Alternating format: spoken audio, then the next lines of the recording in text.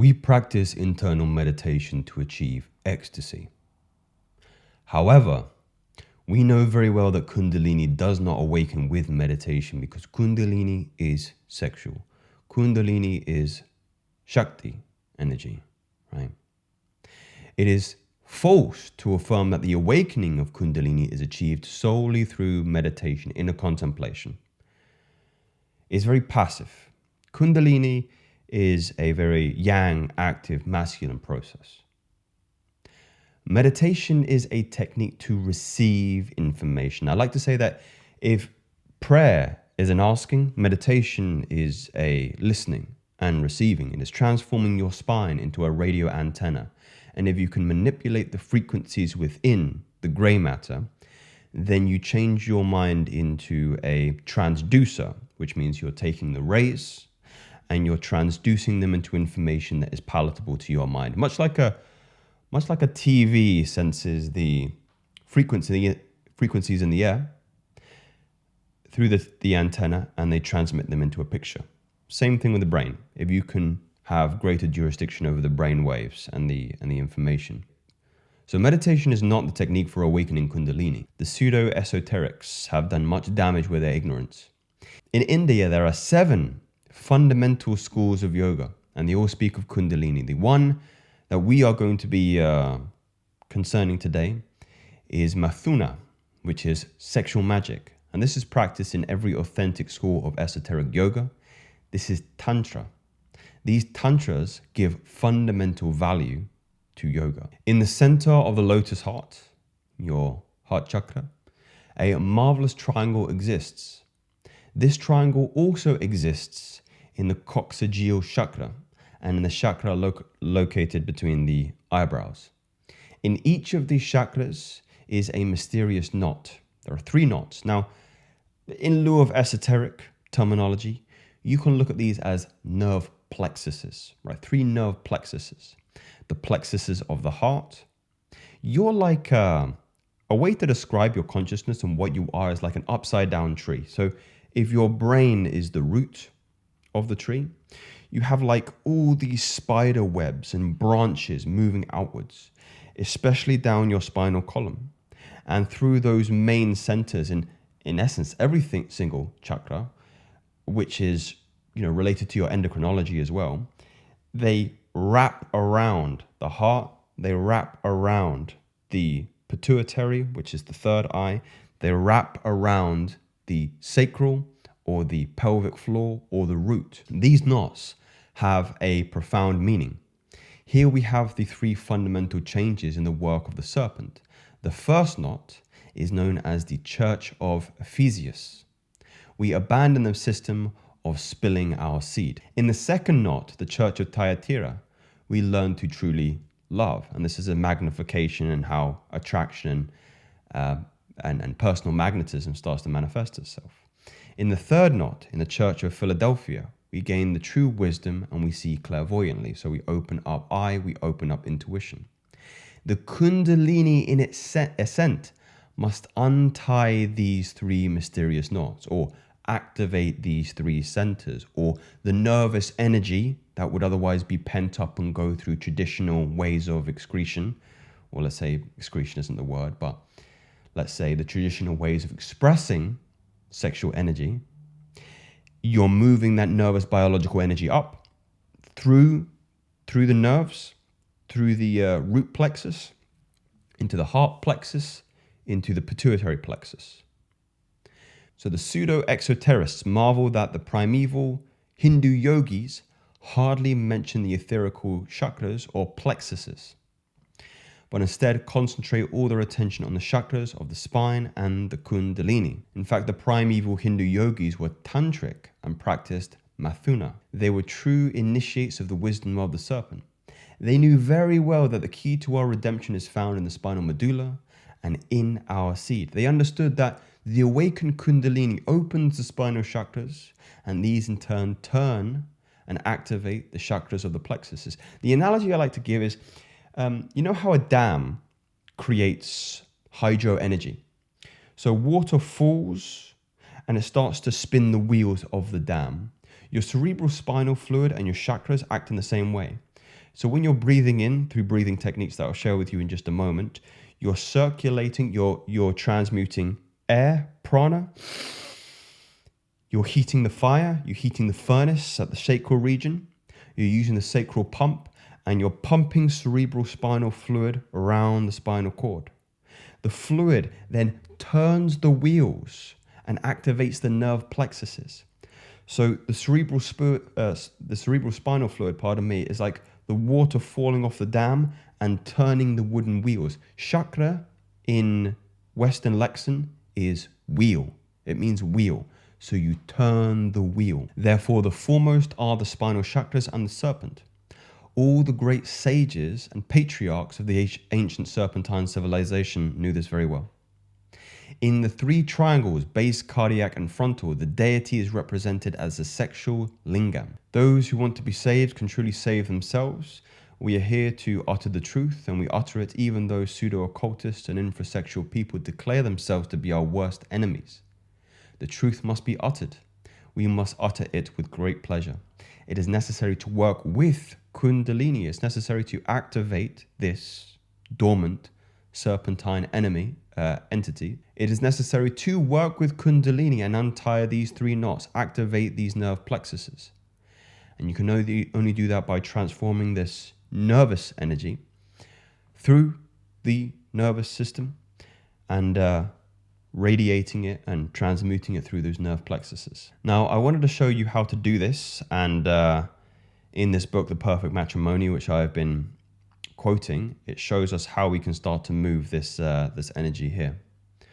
So this technique is called the Hamsa breathing technique. I've used this before. Very, very powerful technique. Very, very simple technique as well for transmuting sexual energy, moving Kundalini, moving Shakti with the help of prana, because prana is the father of all energies, and Kundalini and Shakti follows prana. So instructions: execute a supreme effort, one like that of a woman who is giving birth. This is an active process. This is breath work, emphasis on the work, sending the nervous current towards the sexual organs, while also making an effort to close the sphincters or exits through the seminal fluid usually escapes. This is supreme effort. So this is in reference to your pelvic floor. You have your PC and BC muscles here. In Vedic terminology, we call this Mula Bandha.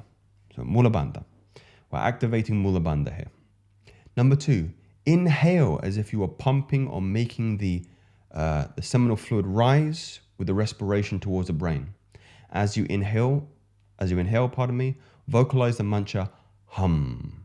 So you're not vocally saying hum, you're mentally vocalizing hum.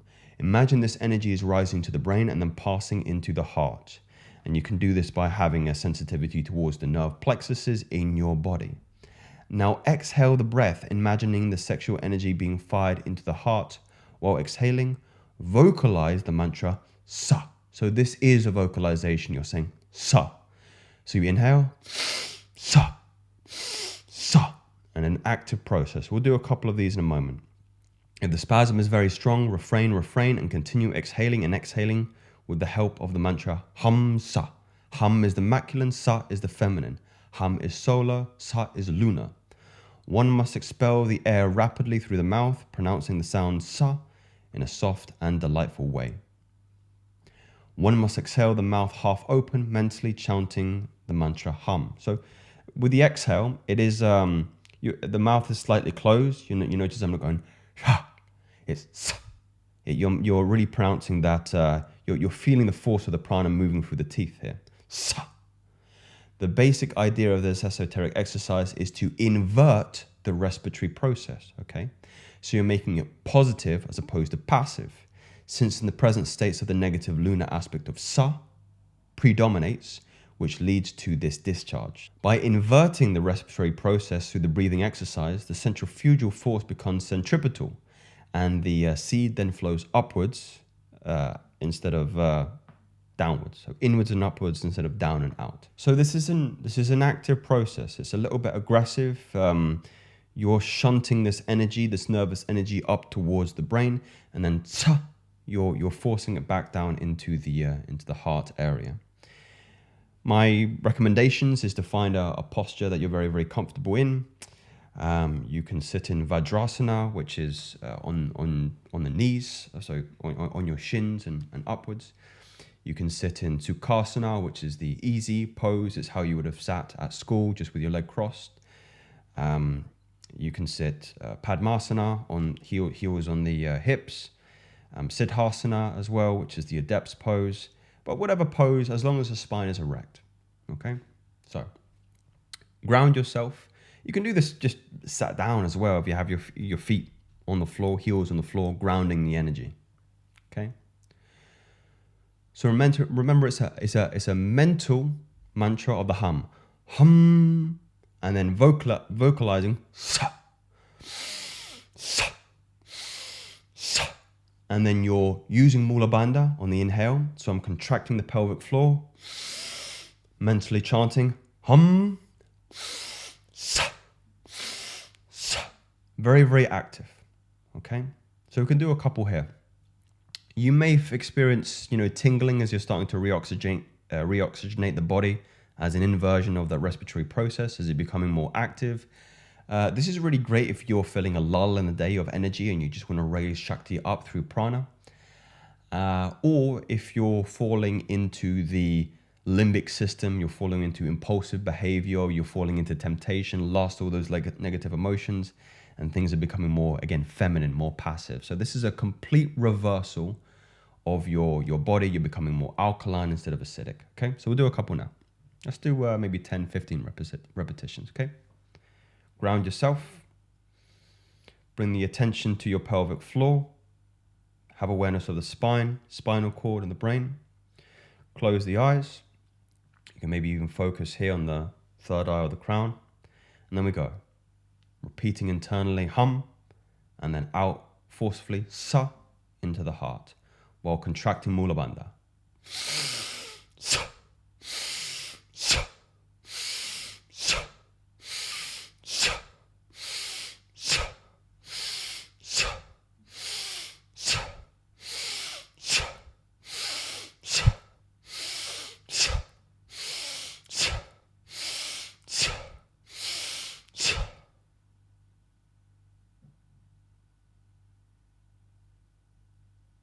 Feel the energy. When you're retaining the breath here, we're not breathing. Just being mindful of the CO2, prana circulating around the body.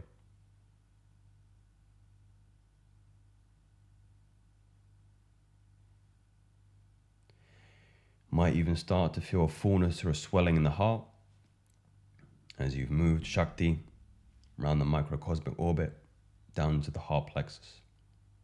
If you don't feel this, you can do another round. You can do another third round.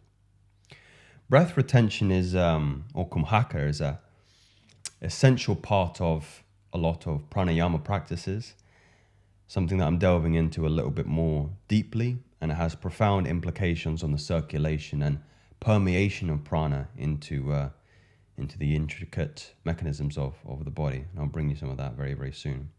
I'm going to do guided work on this. I know this is just a little exercise here, and you're probably getting a taster, a peek behind the veil, but not the full benefit. I want to be able to guide you there, but I want to do it properly. I'm actually, for those of you that have made it this far in this video, I'm actually having an instrument made for me at the moment, and it's going to take 10 weeks to make this instrument. I'm curious to know if you know what this instrument is going to be.